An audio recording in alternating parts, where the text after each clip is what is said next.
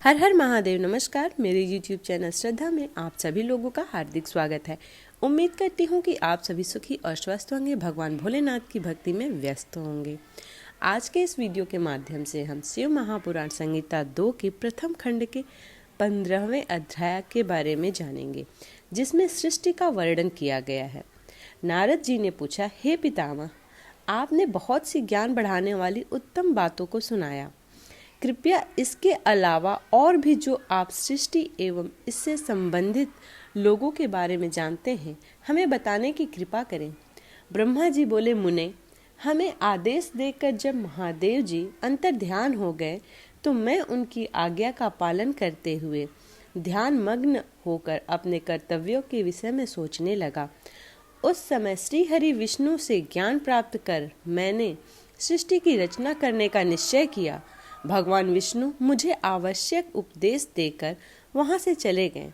भगवान शिव की कृपा से ब्रह्मांड से बाहर बैकुंठ धाम में जा पहुँचे और वहीं निवास करने लगे। सृष्टि की रचना करने के उद्देश्य से मैंने भगवान शिव और भगवान विष्णु का स्मरण करके जल को हाथ में लेकर ऊपर की ओर उछाला। इससे वहां एक अंड प्रकट हुआ जो 24 तत्वों का समूह कहा जाता है। वह विराट आकार वाला अंड जड़ रूप में था। उसे चेतनता प्रदान करने हेतु मैं कठोर तप करने लगा और 12 वर्षों तक तप करता रहा। तब श्री हरि विष्णु स्वयं प्रकट हुए और प्रसन्नता पूर्वक बोले, ब्राह्मण, मैं तुम पर प्रसन्न हूँ, जो इच्छा हो वर मांग लो। भगवान शिव की कृपा से मैं सब कुछ देने में समर्थ हूँ। ब्रह्मा जी बोले, महाभाग, आपने मुझ पर बड़ी कृपा की है। भगवान शंकर ने मुझे आपके हाथों में सौंप दिया है। आपको मैं नमस्कार करता हूँ। कृपा कर इस विराट 24 तत्वों से बने अंड को चेतना प्रदान कीजिए। मेरे ऐसा कहने पर श्री विष्णु ने अंतर रूप धारण कर अंड में प्रवेश किया। उस समय उनके सहस्त्रों मस्तक, सहस्त्रों आंखें और सहस्त्र पैर थे। उनके अंड में प्रवेश करते ही वह चेतन हो गया। पाताल से सत्यलोक तक अंड के रूप में वहां भगवान विष्णु विराजने लगे। अंड में विराजमान होने के कारण विष्णु जी को वैराज पुरुष कहलाए।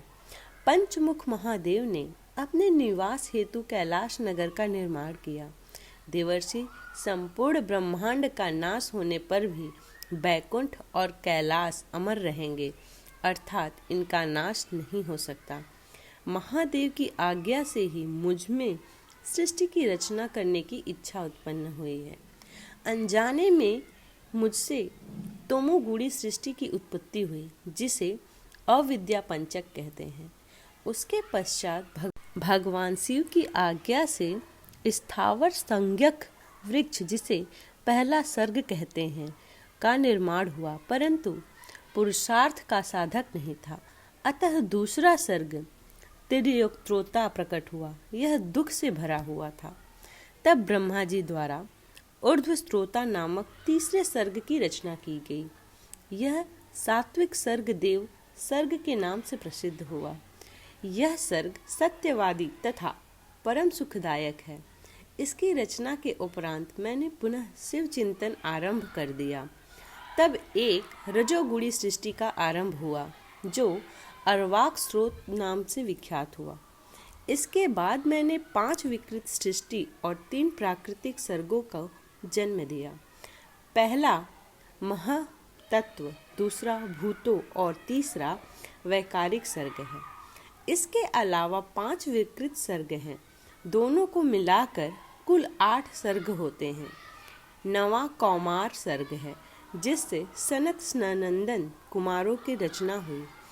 सनत आदि मेरे 4 मानस पुत्र हैं, जो ब्रह्मा के समान हैं। वे महान व्रत का पालन करने वाले हैं। वे संसार से विमुख एवं ज्ञानी हैं।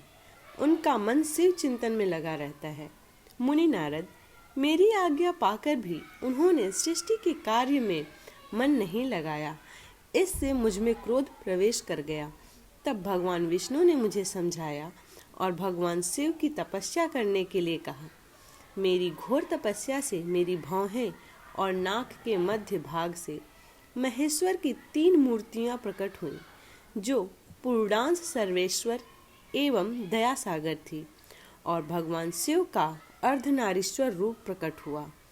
जन्म मरण से रहित परम तेजस्वी सर्वज्ञ नीलकंठ साक्षात उमावल्लभ भगवान महादेव के साक्षात दर्शन कर मैं धन्य हो गया।